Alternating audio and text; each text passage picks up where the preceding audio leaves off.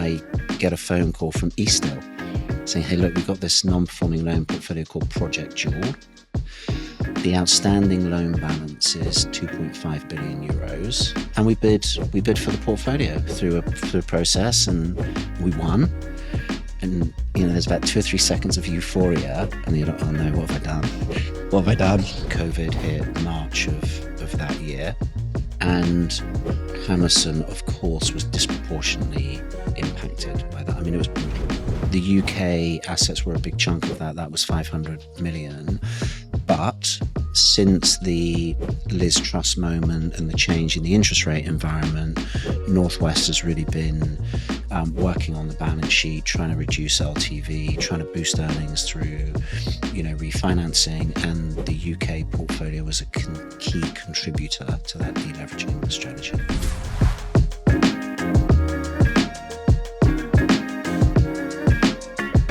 Simon, welcome to the podcast. Thank you. It is a real pleasure that you're here. So thank you so much for making the time. And I'm really excited to unpack a little bit about your background, journey and experience. But before we get on to that, can you tell me how and why you got into real estate in the first place? Happy to. And sorry it's taken a while to get on the podcast, which is inexcusable, seeing as the walk was 30 seconds to get here. So sorry about that. Real estate was sort of in the family DNA. Really, my father was in real estate, more on the construction management and development side, and had a career in the UK and the Middle East, working on major infrastructure projects, and always guided me into the real estate profession. So, as is often the case, one makes lots of life decisions, age 16 and 17, when choosing A-level subjects and degree courses and these sorts of things. So the path was probably set when I went to Bristol to study land economy, and from there took a relatively sort of standard route into the real estate sector with a training contract, and then latterly with Hammerson and other companies that we'll come on to talk about, I'm sure. So did you always want to go into real estate, or did you kind of rebel against it, just given your father's, line of work? I'm not a very rebellious character. And I didn't really have any strong views on career. I went through various assessments at school, and for some reason I was always recommended that I should be a pilot. Pilot was always the career choice that was suggested for me. But I was keen to go into real estate. I've always been interested in buildings and things. And when I looked at the various university prospectuses, I could see that, learning to be a real estate professional involved law and valuation and economics and all kinds of interesting topics. And, at home over dinner, we would talk about things with my family, and my father would always have a buy-to-let project or an interesting little side hustle going on. So we would always be talking about real estate, and I really liked the tangible nature of the asset class. He always told me that it was a wonderful career choice in terms of the people you'll meet and the characters that you'll get to work with, and the global nature of the industry, and that, there'll always be a role for buildings, however the economy evolves and whatever happens from a technology perspective, we're always going to need buildings. And therefore it's a kind of rewarding and exciting and enjoyable career. And it's not over yet, but so far so good. As a kid growing up, what kind of kid were you? Oh, there's a question. Probably a bit challenging, I would say. As a youngster, I was very energetic, very sporty, always wanted to be out playing football or playing cricket. And, I was growing up in the days when, the rule was come home when the streetlights go on. That was the number one rule. And often when the streetlights came on, I would be, several hundred meters from home, probably hanging out with the bigger kids, probably playing a sport or climbing a tree that I wasn't supposed to be doing. And then, you just hear your name hollered from the doorstep. And if it was mum shouting it, you're like, okay, I've probably got 5 minutes, I can eke this out a little longer. When dad shouts your name, then it's time to get home. But no, I was a pretty pretty studious child, very sporty. Really enjoyed my school years. I went to an all-boys school in Bristol, and threw myself into the sporting opportunities and other things that presented themselves. I have an older sister and a younger sister, so we were a pretty busy household, but happy childhood that was really focused on physical activity and normal childhood. Normal childhood, some good and some bad. All the ingredients to have a very successful career in real estate, which has come true. Did you at that early stage, given your father was kind of more on the development side, did you have a kind of a strong view or opinion in terms of which part of real estate you wanted to go down, or was it a case of just study it, work it out, build your own picture, and get a peg in the stand and work it out from there? Probably the latter. We would speak about it a lot at home. My father's career was really around development and construction management, so I was probably naturally drawn to that side of the business.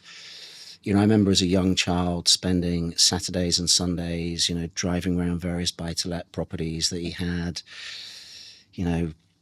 figuring out which rooms need painting and which carpet to buy. And, so I was always quite interested, perhaps without realizing at the time, but always interested in the ability to deploy capex and create value and, take something and make it better. So naturally, probably drawn to the development side of the industry.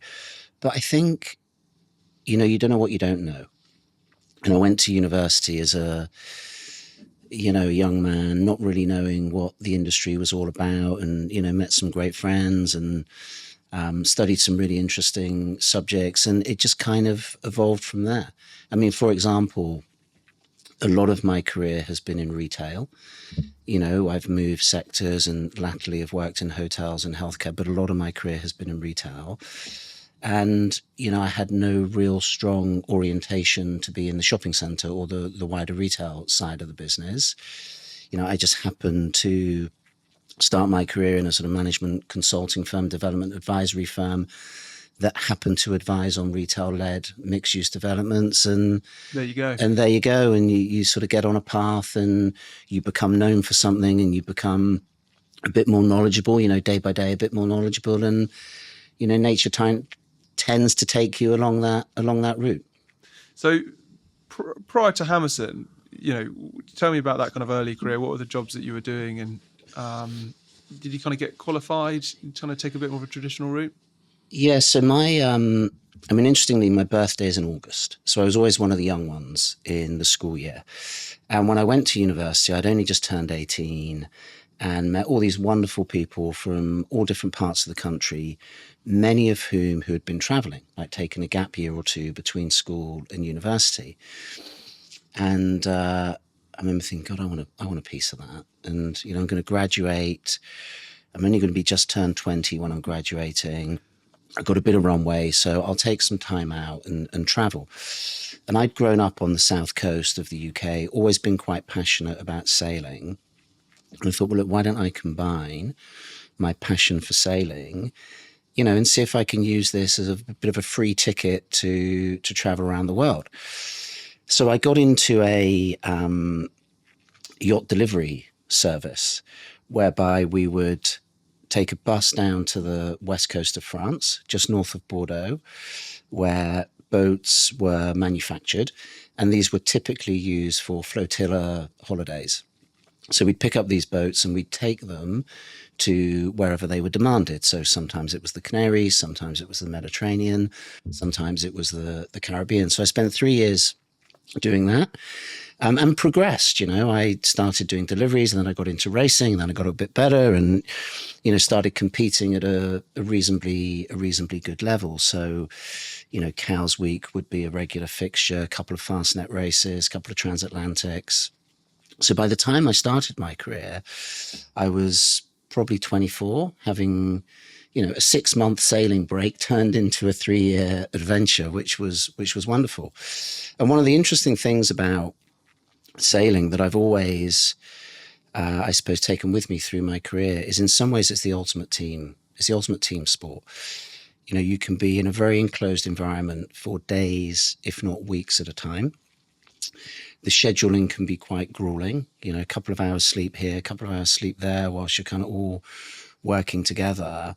There's a safety dimension, which is quite important. And unless everyone is really working together, doing their thing to the best of their ability, the boat isn't going to go very fast.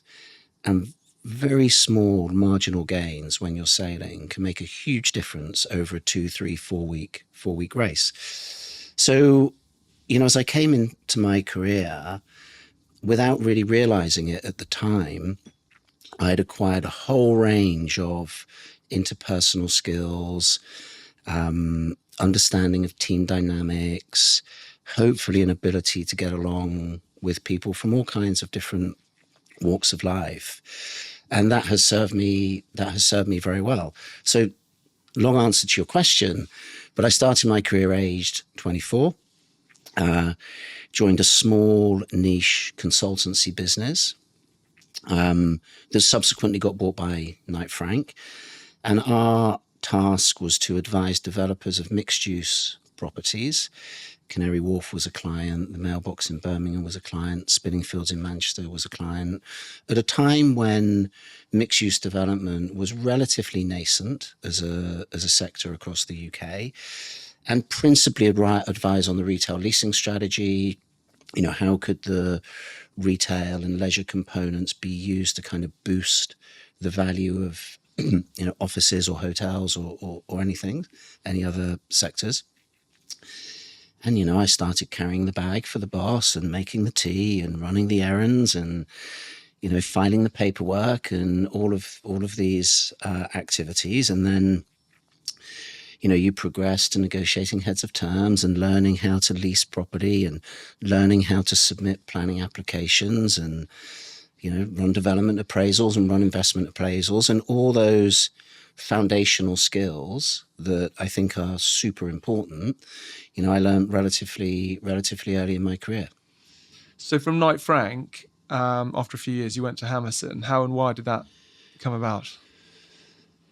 I was approached about a role at Hammerson.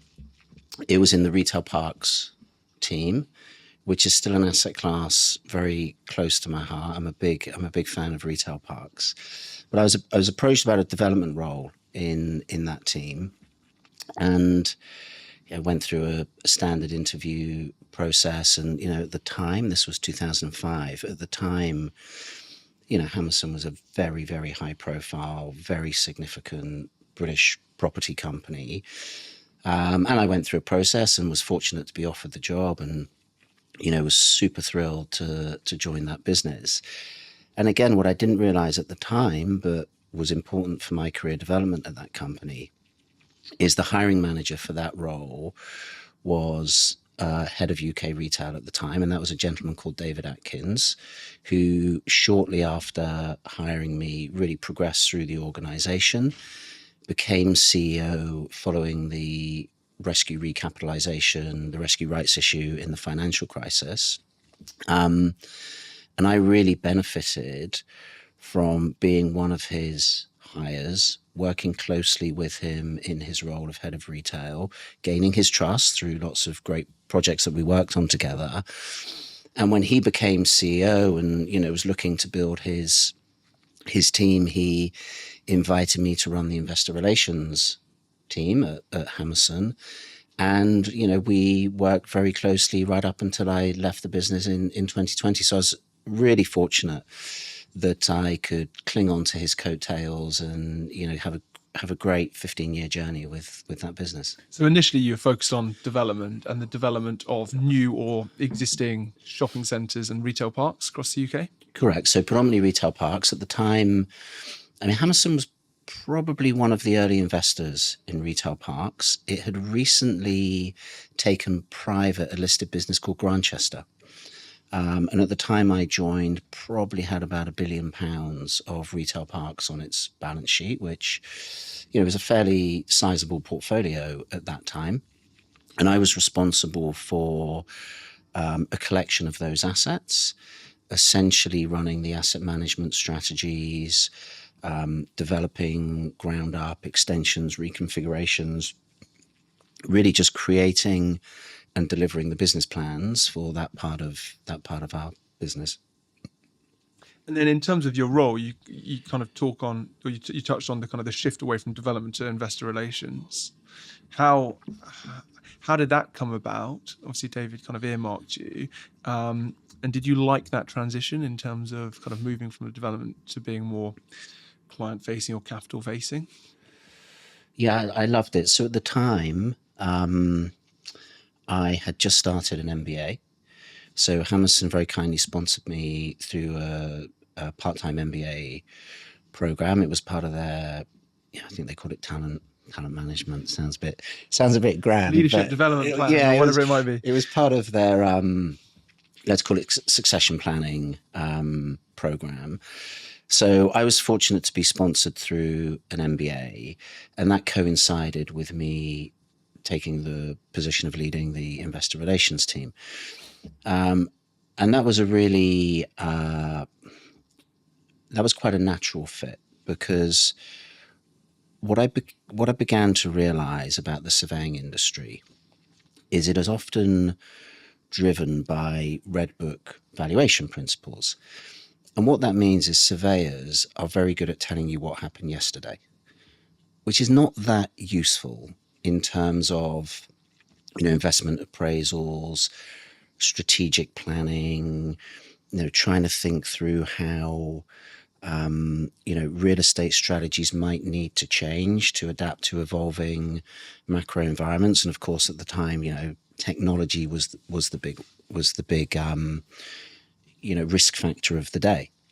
So through the MBA program and through my interaction with the analyst community and the shareholder community, I really began to change the way that I thought about real estate. I became much more strategic, much more aware that real estate is really just a vessel through which the underlying business carries out its activity, rather than an asset class with intrinsic value in its own right.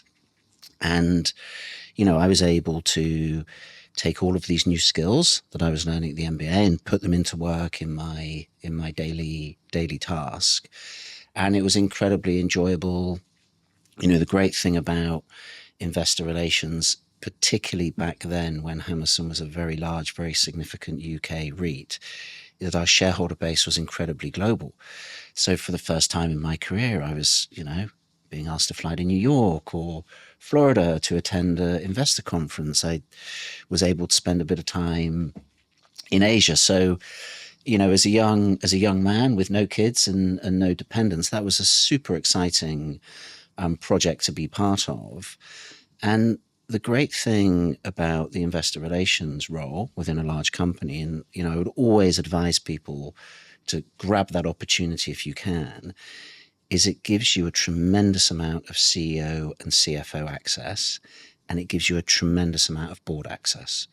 So again, looking back and connecting the dots without realizing it at the time, I was fortunate at a relatively early stage in my career to be spending a lot of time with executive management and a lot of time with non-executive board members that are, incredibly experienced, incredibly thoughtful, often not from a real estate background, so can challenge you in ways that perhaps executive management can't.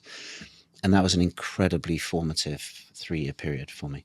And so there's kind of an account management with the kind of managing and updating existing investors, but no doubt selling the story, vision and mission in the future to new potential investors as well. New potential investors, both in public markets, but also in private markets. We were running a JV strategy at the time.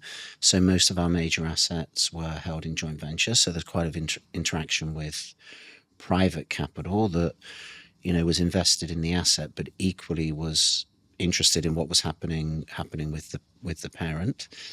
And what I loved about the role is that the counterparties, so existing investors, the analyst community, new investors, board members, all the counterparties, corporate brokers, were amongst the smartest people I've ever come across in the industry. And it really, well, one, it showed me what good looked like. I think that was quite important. Showed me what good looked like in a global context, and really made me better in terms of the way I communicate, the way I think about things. The importance of accuracy and all of these qualities that are very important. I had drilled into me at a relatively early stage of my career, and it's been very good for me to have that discipline. And I'm probably a bit hard on people I work with because I expect the same from them. Did you take confidence in the fact that you'd worked on the tools at the asset level, so you were very knowledgeable at a kind of a ground level when interacting with kind of capital, because you had that experience? And then the second part of that question is, were you concerned that you were moving away from being on the tools at the asset level and away from kind of the tangible real estate piece? I'll answer the second part of that question first because it's easy. Absolutely not. I knew I could always go back, and I just saw this as a wonderful opportunity.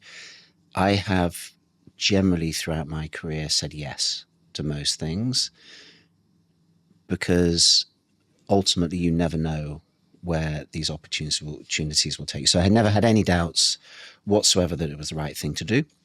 And I never had any concerns that if for any reason I wanted to go back on the tools, I could do so. The first part of your question is super insightful. And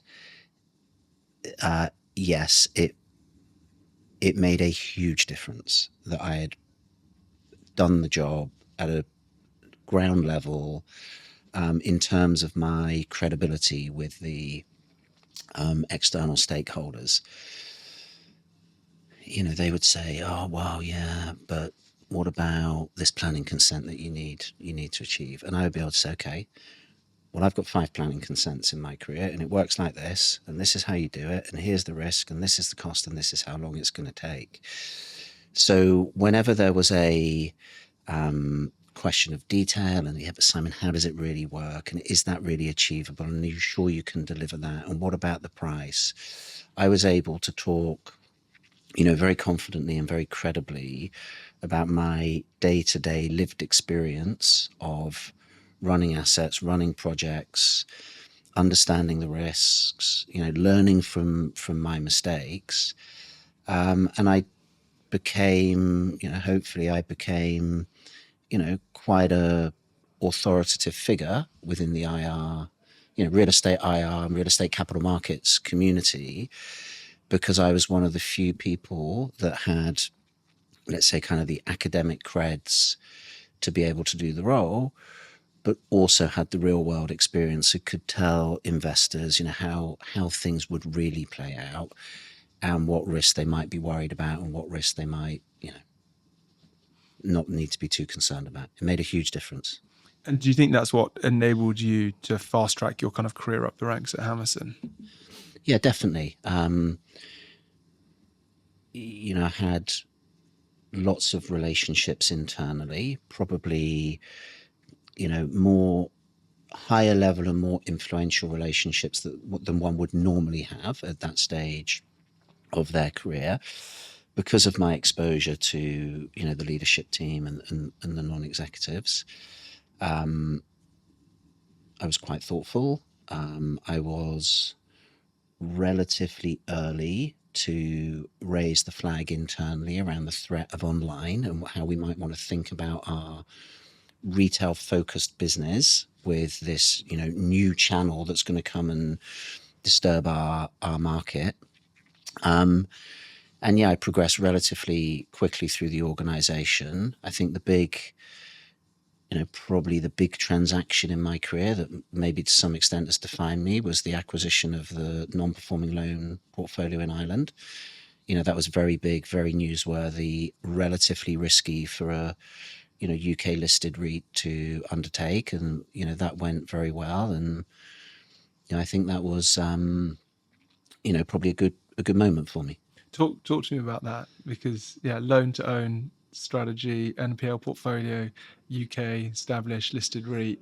It's a little bit more US new country. New country. German insurance money on the, It's a bit more, US PE, distressed special sits type play. Yeah. The genesis of the transaction goes back to 2012 when Hammerson sold its offices business. And at that time, we were coming out of the financial crisis. We'd recapitalized the group through a discounted rights issue. I think it closed in 2009. And we were looking for a strategic plan to take us through the next business cycle and a really powerful equity story that we could take globally to, drum up interest in the business. And at that time, we believed that successful REITs displayed one of two characteristics.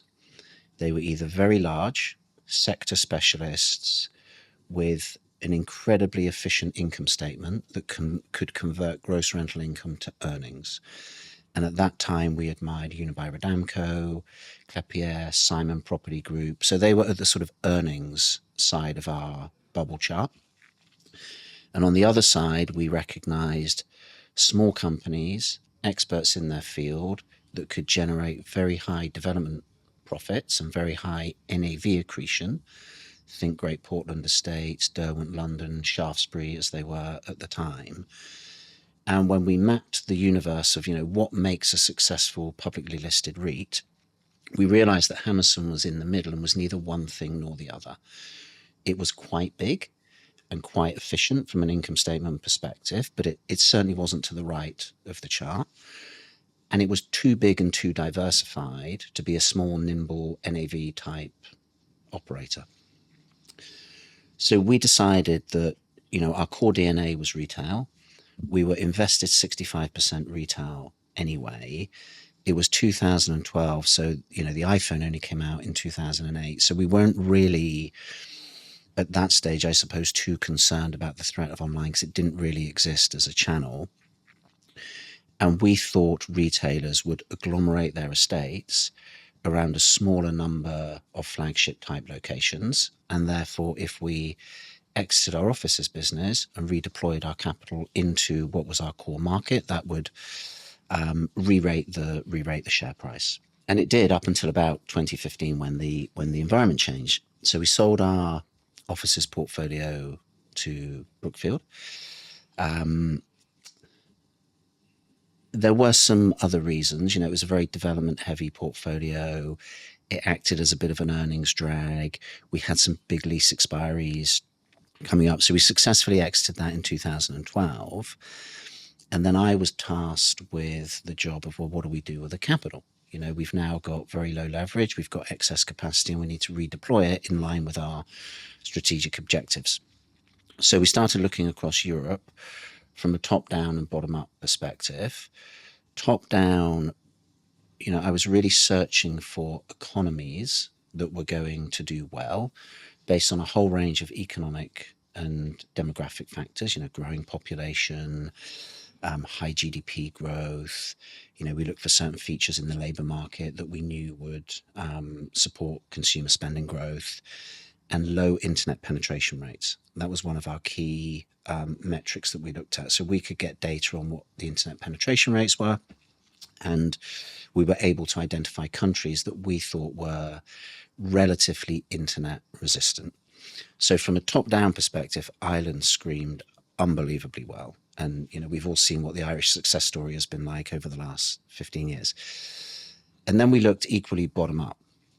There's no point identifying all these countries that screen incredibly well if there's no portfolios available. So we then had to map out where do we think portfolios will come available, because, maybe there's good assets that are in the wrong capital structure, or maybe we know of people with other organizations with disposition plans. And of course we had NAMA at the time with about 50 billion of assets on its balance sheet, many of which were retail assets that we obviously knew about. So I started writing papers to the executive team and the board saying, hey, look, I think Ireland looks really interesting. We've got all this economic data that supports the investment case. And by the way, there's a whole bunch of assets here that might trade at distressed prices. And we've identified some portfolios and sub-portfolios that would really, meet our investment criteria. And then we waited probably for about 12 months until a particular portfolio that suited our needs was made available. And I think it was 2014, I get a phone call from Eastil.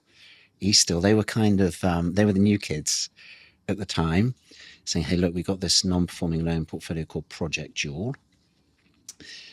It's the jewel in the crown. That's why we've called it Project Jewel. Okay, well, that's probably added 10% to 10% to the clever marketing, to branding. The price. Yeah. And they said, look, we think it's it's really suitable for you guys. It's a collection of prime retail centers and 40 acres of urban development land spread over 3 sites, but 40 acres of urban development land. The outstanding loan balance is 2.5 billion euros. So, okay, that's quite big. But they said, but the underlying collateral, is worth significantly less than that. So, we're going to run a process, and maybe you want to have a look at it. And that was the start of the journey. We got the information, we underwrote the portfolio. I spent a lot of time in Ireland and, drank the Kool-Aid to some extent. I became very invested in the country and, the opportunity that it presented. US tech was really making a big move in Ireland at the time. US pharma was really coming in. Corporation tax rates were low. So everything was screening well. We were fortunate that Allianz entrusted us as a capital partner, so they came in for 50% of the equity, and we bid for the portfolio through a process, and we won. And then you have that moment where you get the phone call, oh, you've won, and there's about 2 or 3 seconds of euphoria, and then you're like, oh no, what have I done? What have I done?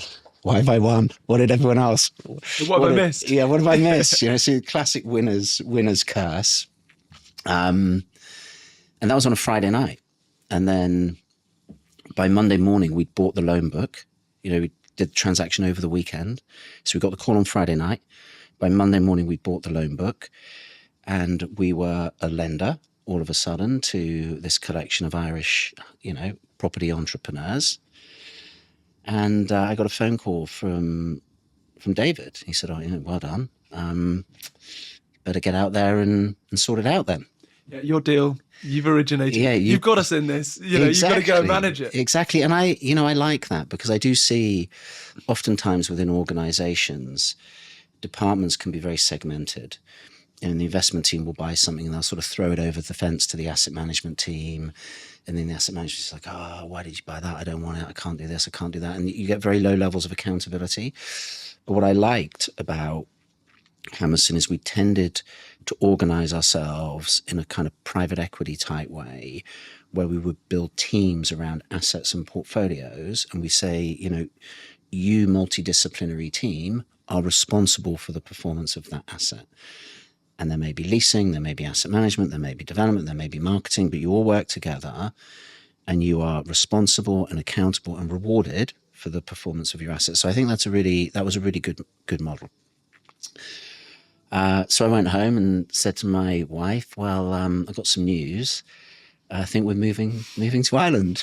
And that was it. I flew over there and, rented a house and took a room not dissimilar to this, probably about half the size, and sat there with my laptop and a mobile phone and thought, okay, well, better get on with it. So, we put in place all the loan servicing arrangements. We started working on the loan to own process, and that was the strategy. It was a loan to own. It was always loan to own. Yeah. As a publicly listed REIT and with our partner as a German insurance company, there was no way we could, in the long run, essentially act as an Irish bank. And we really liked the underlying collateral. I mean, we bought it to get at the underlying, security collateral. And that took about 8 months to go through that to go through that process. It wasn't easy, but I was very well supported within the group. Even though I was for quite a while on my own in Ireland, I never felt alone. There was a whole, organizational capability and organizational power behind me. And I, really, really appreciated that. We went through the loan to own process, got hold of the assets, started to build a team, asset management first, then leasing, then marketing, and then development, and all the usual steps. And, we built a terrific business out there. You were with Hammerson for nearly 16 years. What prompted you to kind of leave, and why did you make the decision to step away from the business? Yeah, it wasn't easy. So I'd been in Dublin for 5 years. As you said, I'd been at the company for nearly 16 years. There wasn't much left for me to do. I mean, a couple of things, but there wasn't much left. COVID had hit. So this is September 2020, and if you remember, COVID hit March of that year, and Hammerson, of course, was disproportionately impacted by that. I mean, it was brutal. The financials were horrible. Our tenants were under huge amounts of stress. I would go to our assets and they were just empty and shut down, and it was very difficult for colleagues. It was a really, really tough time. It got to a point in August of that year where the business was really in quite significant trouble. We managed to structure a transaction that I was quite involved with, whereby we sold one of our outlets businesses to APG, and they then were able to support a rescue rights issue as our major shareholder. So through that transaction, we raised nearly £800 million, recapitalized the group, and I was offered an opportunity to go to Berlin and run a hotel company. And back to my earlier point, I tend to say yes to most opportunities. I was very excited by the potential, to take on this new challenge. We'd had a wonderful time in Dublin, both from a career and a personal perspective. I have an Irish son now, so Dublin is forever in my heart. And we went to Berlin, with the expectation that we would be equally successful in that market, in a new asset class that was really, very successful. It had all of the demographic, thematic, and economic tailwinds that retail didn't. Even coming out of COVID, there were very few people questioning the longevity and viability of the hospitality sector. It was a consensus view that travel was going to bounce back as soon as it opened up. As soon as it were opened up. Cooped up. It's like yeah, it had to. It was going to be a bit frustrating, and there was paperwork, and we all had our vaccine. Vaccine. Passports. Yeah. But there was never any concern that this was a structurally challenged sector in the way that retail was. And that 12 months, probably maybe 24 months prior to leaving Hammerson, was very difficult. We firstly had the destruction of retail values as online shopping really took hold of physical retail. And then we had COVID. Then we had the recapitalizations. That was a very demanding period, just personally and for the company. And I learned from that ultimately in real estate, I think the macro determines whether you make money or not. If you bought retail in 2017 or 2018, it didn't matter how brilliantly you ran those assets or how wonderfully talented your team was, you were going to lose a lot of money because the market was just brutal. Equally, if you were buying logistics in the early 2000s and 10s, you could probably buy the assets and go and sit on a beach for 6 months, and you'd have made a lot of money. So it's very hard in real estate to beat the macro. I think the macro determines whether you make money or not. The micro determines how much you make. The skill of your operating platform, the talent of your asset management, your attention to detail, your customer relations, your net promoter score, that determines whether you outperform the market. But it became very clear to me through, the last few years of my time at Hammerson that retail property, and in particular major shopping centres, were in for quite a tough few years, and I wanted to do something else. Some commentators have said that there's maybe a bit of an echo chamber in the Hammerson leadership team, doubling down on retail, when actually the play would have been to take a bit of a step back and, as you touched on, look at the wider macro and maybe diversify. Is that fair? It's very fair in hindsight. And I often find that, commentators have perfect vision in hindsight. And we did, we looked at logistics. When we were redeploying capital from the sale offices, we looked at logistics and thought, okay, well, we can be a part of the retailer's supply chain here. So it's sort of strategically consistent. That debate happened in the boardroom. On balance, we decided to go for retail rather than logistics, and clearly that turned out to be the wrong decision, but I think it was the wrong decision for all of the right reasons. And no, I don't think it's fair to say that there was an echo chamber or any kind of stubbornness around, our investment thesis. But it is fair to say that for a while, the prevailing view at Hammerson was the way to outperform in this market is to be better at retail, do more retail, get deeper into retail, stronger tenant relationships. And as we sit here now, it's easy to say that actually the answer would have been to diversify our cash flows away from a dependence on physical retail. But that was happening. Across the Hammerson business at the time, we owned 100 acres of urban development land that had been assembled over the years, normally adjacent to existing shopping centres. London, Birmingham, Dublin, Paris, Marseille. We had a really great land bank, and we created a business line called City Quarters. And the idea was that we would deploy capital into those developments. The end users, it was contextual, but in some locations it was offices, in others it was student accommodation, in Ireland in particular it was multifamily residential. So the business had embarked on a diversification strategy, using its shopping centre assets as kind of the anchor for a much wider urban regeneration play. And, I think the new management team has done a wonderful job of advancing that strategy. But, the strategy came out of the team that is sometimes criticised for being a bit wedded to retail. So I would say that criticism is unfair. It's just taken a lot longer and been a lot harder to reposition that business away from its sort of core retail cash flows.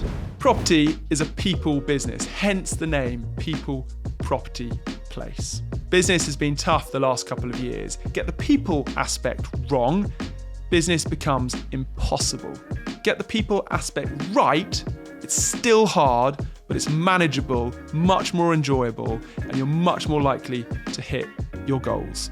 So if you're looking to add top talent to your team in 2025 and you're open-minded to an alternative approach and you're keen to make business a little less hard, drop me a DM. I'd love to have a conversation with you to see how Rockborn could potentially help you with your human capital requirements. Right, let's get back to the podcast. So you moved to Germany, Adina Apartment Hotels. Retail shopping centres, retail warehousing, operationally intensive when you compare that to kind of offices and industrial. How did you find that transition? And did you enjoy moving into the hospitality and hotel game? Yeah, loved it. The transition. So it was a transition across two dimensions. So first it was a new country, new language. My German is okay, but I definitely needed to brush it up to go and run a German business. From a family perspective, it was a wonderful adventure. My kids still talk about oh, Dad, it was so great because we could get in the car and we could drive to the Alps and go skiing. So being part of the continent was a really great experience for my kids. Two of them are bilingual now. They do a good job of forgetting their German, but I know it's there. It's definitely there. So yeah, it was sort of challenging culturally because, new country, settling the family into a new environment, getting into a new sector, building credibility internally and externally that, I could lead this business took some time. But the critical success factors for me always remain the same. Robust capital structure, sharp operations, good team, clarity of purpose and strategic direction. If you have those things, it doesn't really matter whether you're running a shopping center real estate business or a hotel operating company. Clearly more operational. It went from being a kind of balance sheet business to an income statement business. That takes a bit of getting used to. Margins can be quite thin. I remember sitting in meetings debating whether we should buy tonic water A or tonic water B, because tonic water A is a premium brand, but it's 30 cents more expensive per bottle. And we spent a lot of time thinking about house cleaning, room keeping, housekeeping costs. So very operationally intensive, very cost focused, but equally a super interesting part of the hospitality sector, very well supported thematically. Apartment hotels fill perfectly the gap between normal hotels and normal hospitality and second homes. And as we came out of COVID with a huge change in the way people would live their lives and, flexible working arrangements, we found there was a massive gap in the market for flexible accommodation solutions that could meet the needs of flexible workers. And during my time with the business, well, firstly, we scaled it quite significantly. So we took it from 2,000 to 4,000 rooms across Europe. We improved the EBITDA margin from 20 to 25%, mainly by, fiddling around with our staffing numbers and changing our food and beverage operation. That was quite profitable. But most interesting is we moved our average length of stay from 2 nights to 5 nights by targeting people that didn't live in the same city in which they worked, which is quite common in Germany, but didn't want a second home. Massive relocations coming out of Ukraine following the crisis. I mean, corporates everywhere were trying to get their people out of Eastern Europe, and Germany was the first place they would come to. And a shift of the business away from using online travel agencies for the more short stay tourism type of stay within our business, and targeting key corporate accounts where we could bulk sell rooms, at normally very high rates with much lower operational friction. So with corporate accounts, they don't get breakfast. You clean the rooms twice a week instead of every day. There's no check-in, check-out. So these are unbelievably profitable consumer groups. Yep. Compared to the B2C. B2C. Yeah. So we really pivoted towards B2B, partly because we observed there would be no reduction in ADR, average daily rate, by doing so. So we could essentially term out our average lease length from 2 nights to 5 nights, reduce our operating expenditure, bulk sell rooms, so more visibility on future cash flows without any pricing compromise. How do you go about making those wholesale changes? Do you do that, at a couple of sites and you kind of test it, or do you just literally just pull the pin and you do it company wide? A little of both. So the decision to reduce our food and beverage offering was very straightforward. All of the assets that we either owned or operated were in CBD locations, normally in very attractive European towns. So Berlin, Copenhagen, Vienna, Munich, Budapest, Cologne, Düsseldorf. We were surrounded by wonderful F&B offers. And we knew that we could never compete with what was available in the local vicinity. And it must be part of a consumer's choice when they choose an apartment hotel over a normal hotel that they're not going to be dining out every night, because they are choosing a room with in-room facilities such as a kitchenette and laundry facilities. So it seemed obvious from an outsider's perspective that there were services and amenities that we could offer that would be way more valuable than trying to be a kind of gastro dinner service. And the cost of putting on a dinner service was very expensive. So across our portfolio, it cost us about €2.5 million a year to serve dinner. You got the chefs, you got the waiting staff, you got the produce, you got the utility costs. So that was a relatively easy decision. And, you know, we had relatively sophisticated CRM data, so we could see how customers responded. And when we stopped serving dinner in our assets, I don't think we got a single complaint. You know, across 4,000 rooms, I don't think we got a single complaint. During COVID, when we had to close the pools and the gyms, off the charts complaints.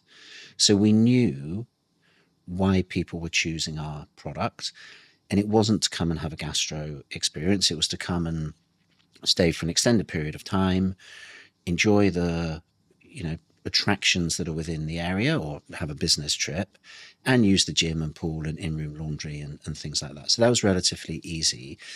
The other initiatives, a little bit more trial and error. We played around a lot with staffing levels. So, you know, we had 800 staff across that portfolio, which was a big step up from Hammerson, but we really optimized the staffing model within each asset.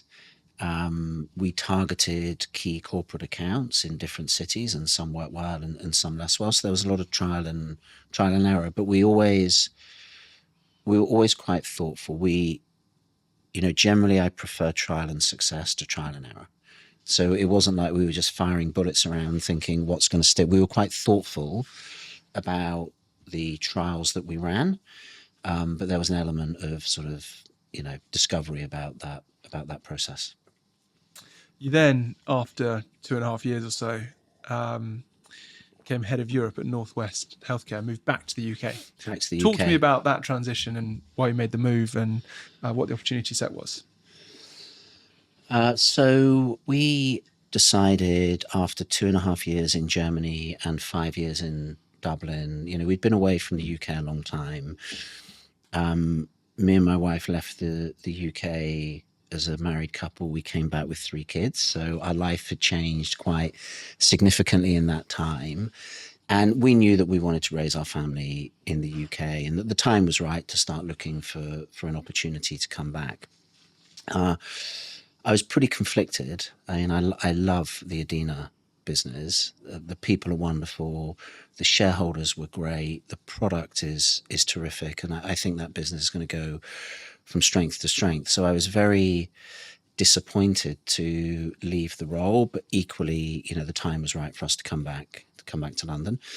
And I was approached by a headhunter and said, hey, we've got this really interesting opportunity. It's healthcare. It's a bit niche. It's not quite a mainstream sector yet, but it's alternative. And I did the diligence, and yeah, really liked what I saw.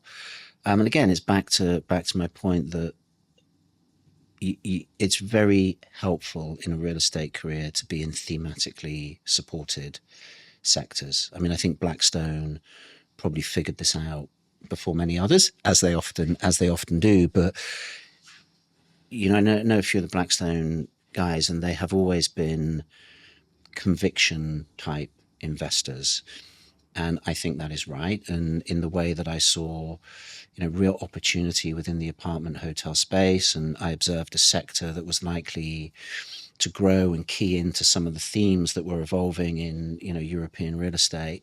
I observed that same opportunity within the healthcare space.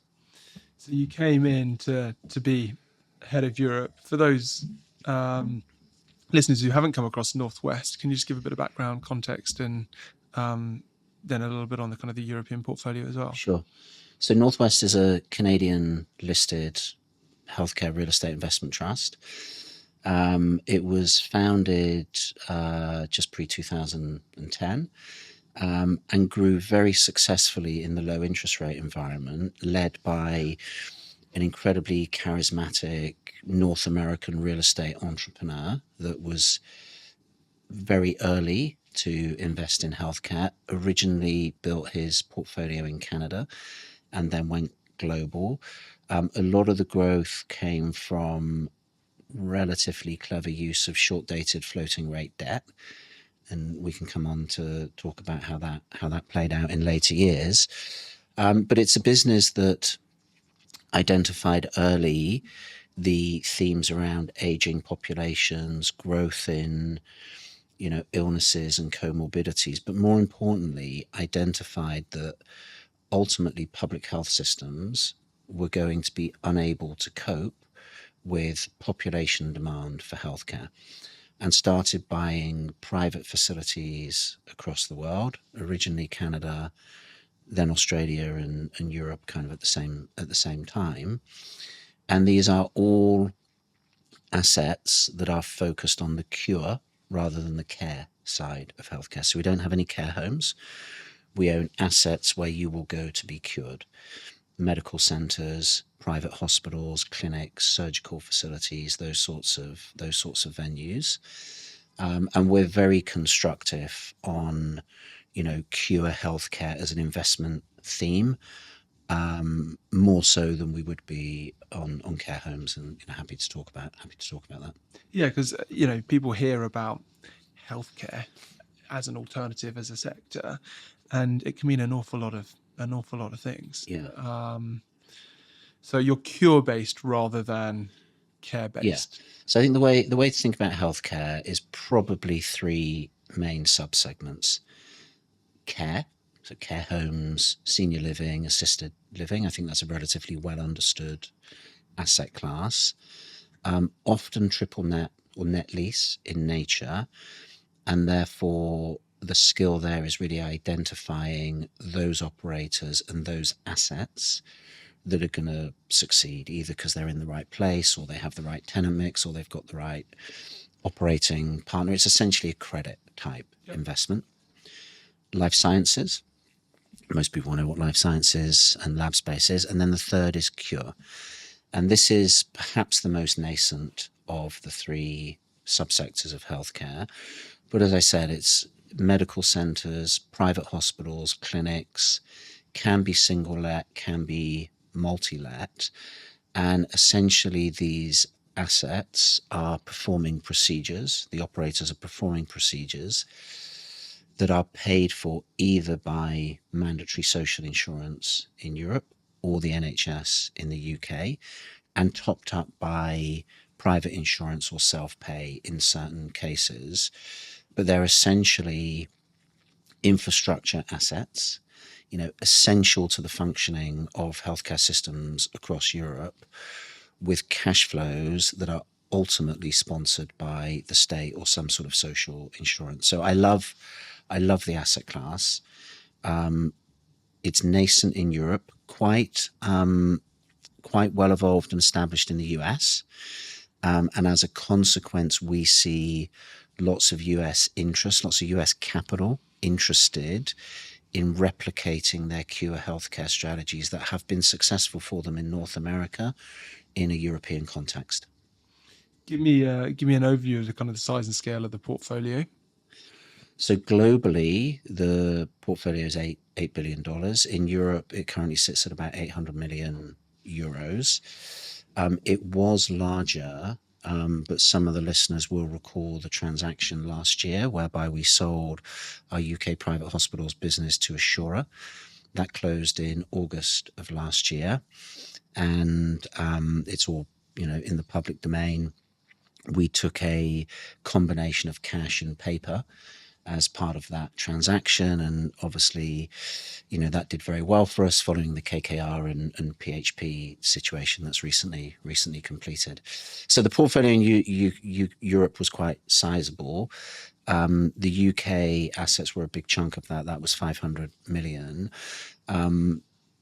But since the Liz Truss moment and the change in the interest rate environment, Northwest has really been working on the balance sheet, trying to reduce LTV, trying to boost earnings through, refinancing, and the UK portfolio was a key contributor to that deleveraging strategy. Yeah, makes a lot of sense. In terms of the portfolio itself, do you typically acquire existing assets, or do you develop purpose-built stock, or does it typically acquire existing assets? And the reason for that is the capital value per square meter of a cure facility is often less than the cost to deliver it. So our assets are valued and held on our balance sheet below physical replacement cost, which I think creates a really interesting supply constraint around, substitution risk and, new product coming into our market. So we don't develop ground up, and we don't see anyone else developing ground up, except in very unusual circumstances like the Cleveland Clinic and, some sort of higher end London type facilities. But generally, certainly in a European context, these are assets that are valued below physical replacement cost. They tend to have quite low rents. We always ensure that our operators are doing more than 2 times rent cover. So we're very thoughtful about how we buy the assets and what is our counterparty risk. But ultimately, we think they are essential healthcare infrastructure, government-backed cash flows, very little risk of substitution. And that we believe makes a very interesting investment case. That's really interesting, that substitution piece. Why is that, or what's driving that?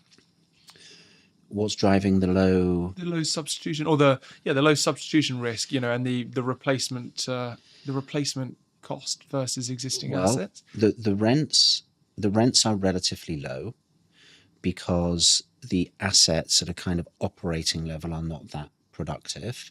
So they may be, a collection of doctors or dentists or child therapists or, imaging, and the insurance-backed reimbursement rates are not sufficient to generate very high rents.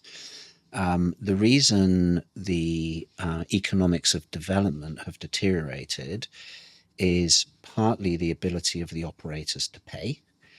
But in the last few years, we've seen very significant cost inflation from a construction perspective, and financing costs have increased. So in order for development to work in any sector, you need operators' ability to pay, cost of delivery and cost of financing to align, and that hasn't been the case in healthcare, principally because the operators work on public or state-backed reimbursement, and it's not sufficient to generate the rental values that drive development profits. Interesting. Yeah, so I guess it's that just supply constraint, and so where does that lead on to kind of next 5 to 10 years, and your take on the kind of European healthcare market? I think firstly, the public sector utilization of private healthcare facilities is going to increase for sure. I mean, the waiting lists across all major European countries are very high. It is now generally recognized that elective procedures do not belong in big public hospitals. Big public hospitals should be for those disciplines like accident and emergency, maybe cancers, maybe maternity, maybe more complex procedures that can't be underwritten in the private sector. But, your hips, your knees, your eyes, your teeth, all that stuff belongs in the private sector. And most public systems have now come up with quite sophisticated pricing models so that they reimburse the private operators at a rate that means the taxpayer is no worse off. So I think that works perfectly well with public systems under pressure. Secondly, there is a push across most European health systems to drive more healthcare into community settings. Think about the UK as a classic example. Your healthcare journey will typically start with a GP, and then you'll go to a hospital, and you'll see someone within the hospital. That is incredibly inefficient and incredibly expensive.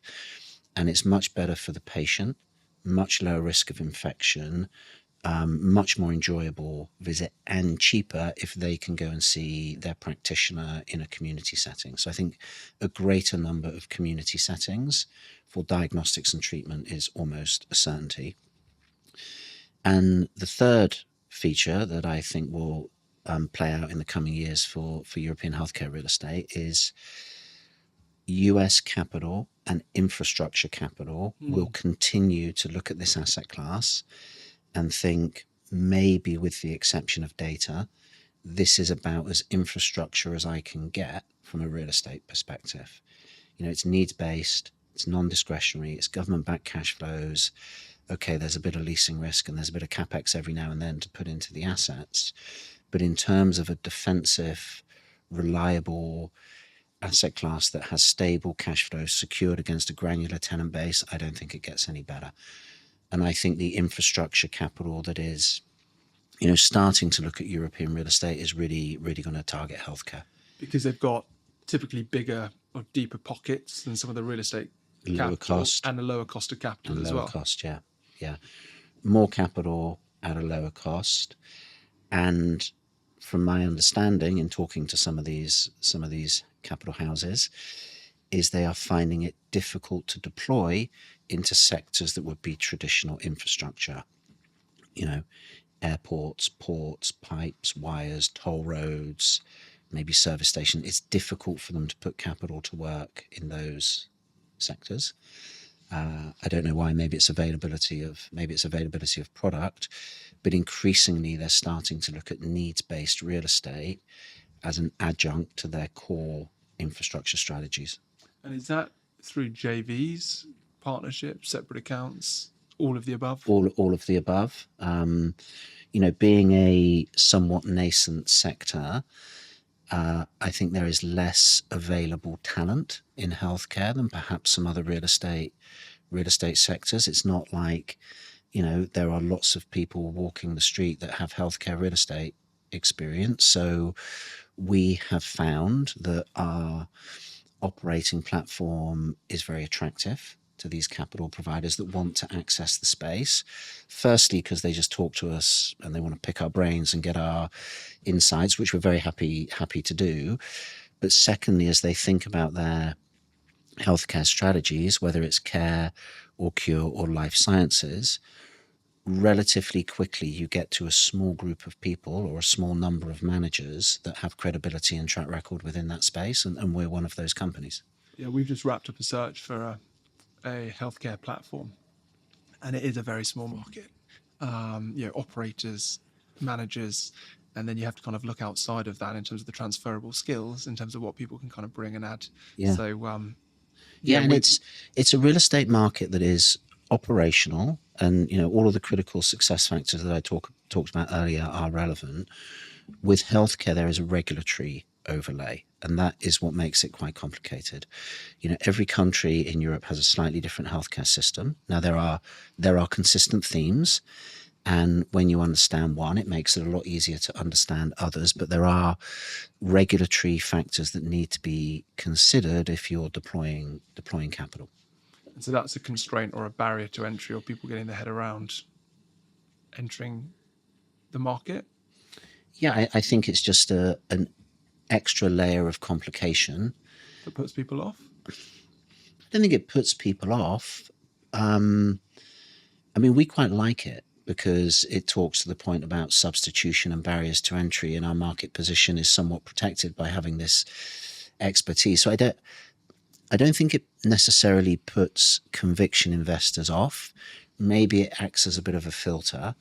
And if your capital or your investment manager is a little bit on the fence, it might be enough to just make them look elsewhere. Whereas if you have, conviction partners, they'll figure it out and they'll work with you to, find the right solutions. What's your take on the real estate market as we sit here first week of September 2025? I think it's tough. Real estate for me is interesting. When I joined my career, and maybe for much of history, real estate has had a monopoly on human interaction, right? Whatever you wanted to do, you had to visit a building. If you wanted to buy a product, you had to go to a shop. If you wanted to go for a drink, you had to go to a bar. If you wanted to go to work, you had to go to an office. There was really no alternative to physical real estate. So it kind of had a monopoly on everyone's daily life. Since the growth of, initially online retail, but technology more widely, perhaps Zoom and, remote working more recently, and who knows where AI takes us. But really since 2010, that monopoly that real estate had has been challenged. And I'm not entirely sure how well the market has responded to that. I think, as I spoke about earlier, real estate people used to think that, real estate was a building and it had this perpetual right to exist and it was always going to be occupied. And, every 5 years I'd had this upward only rent review and, it was all going to be terrific because who wouldn't sign a 25-year lease? I think in the last decade, it's got way more operational. The skills required to succeed at real estate have got way more operational, way more proactive. And I'm not sure the sector itself has responded that well. Interestingly, when I'm hiring people, I look for people from a retail background and a hospitality background because I think they have, in ways that individuals from other sectors maybe haven't, have had to be creative and persistent and work hard and be really entrepreneurial about how to generate alpha out of real estate. So I think real estate in 2025 is still to some extent grappling with a bit of an identity crisis. What is physical real estate's role in this new, very complicated, very technology driven environment in which we live? Maybe bringing that a bit more back to the here and now. I'm more constructive on Europe than I am on the UK. Policy rates in Europe are now down at 2%. I think they're closer to 4% in the UK. I think the political situation is probably a bit more stable in Europe than it is in the UK. Trust in, fiscal and monetary policy is probably a bit higher in the UK than it is a bit higher in Europe than it is in the UK. I think some of the recent statements around business taxation and all kinds of things are just generally not helpful. But other than some bright spots like, student accommodation, healthcare, data centers, hospitality, perhaps they're the main ones.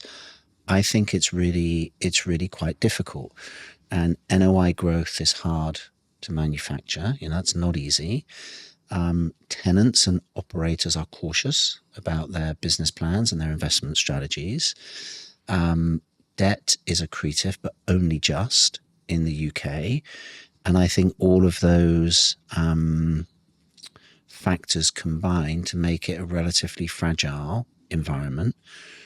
Saying that, good assets, ESG compliant, in the right space, with the right capital structure, continue to do well and continue to be well bid. But I think that definition of prime in any subsector is getting a bit smaller and a bit tighter. And you think of the next year or two as real estate grapples, the winners who back the thematics and pick the right conviction themes will massively outperform, and those that don't will be left grappling with an identity crisis, a USP angle, like how and where and what's our route to market and how do we raise capital and compete in an increasingly competitive environment. I really do think that, and I have the benefits of having been on both sides of that equation in my career, and I really do believe that. I think being thoughtful and strategic about what is your real estate used for, what purpose does it fill, what problem does it solve, how does it contribute to community or wellness or someone's life, is very, very important. And that is a big mental shift for a lot of real estate people that would look at a building and say, well, that looks nice and it's in the right location. I think that is very legacy thinking that is not really appropriate for the next real estate cycle that we're about to go through. You've led a lot of teams, you've led a lot of businesses. We've just touched on real estate going through a bit of a transition. What we haven't touched on is people. We've kind of skirted through it throughout this conversation. But what are the core skills that you think that the high performer of today and tomorrow, who are going to be at the very vanguard of the real estate industry, are going to demonstrate from a technical and behavioural perspective? And how do those individuals stand out and get the nod for the jobs that are going to be relevant and important in terms of shaping this kind of very physical asset class? Yeah, lots of teams in my career, various sizes. So people as a concept has always been important to me. You know, back to my childhood and my sailing days, I'm a team guy, and I like working in teams. I like building teams. You know, I take a lot of utility from social interaction and, you know, problem solving with my colleagues. They're some of the most enjoyable parts of my career. In your question, you asked about technical and behavioral skills, and I think technical used to be more important, or was perceived to be more important, and I think now behavioral is more important. You know, real estate is not that complicated an industry, and therefore most of the technical skills required can be taught relatively easily. You know, if I come across someone that has a reasonable sort of academic background, you can teach them the technical skills that are required to succeed in real estate. I think behavioral is more difficult, and it will become increasingly important as technology disrupts the way we do things and what we do. So yeah, I focus less on technical skills. I mean, clearly there's a level at which you have to attain, but beyond that, I don't think those people that are going to succeed as the next generation of real estate leaders are those that are the smartest or most technically capable. I think the real winners are going to be those individuals that are easy to get on with, likable.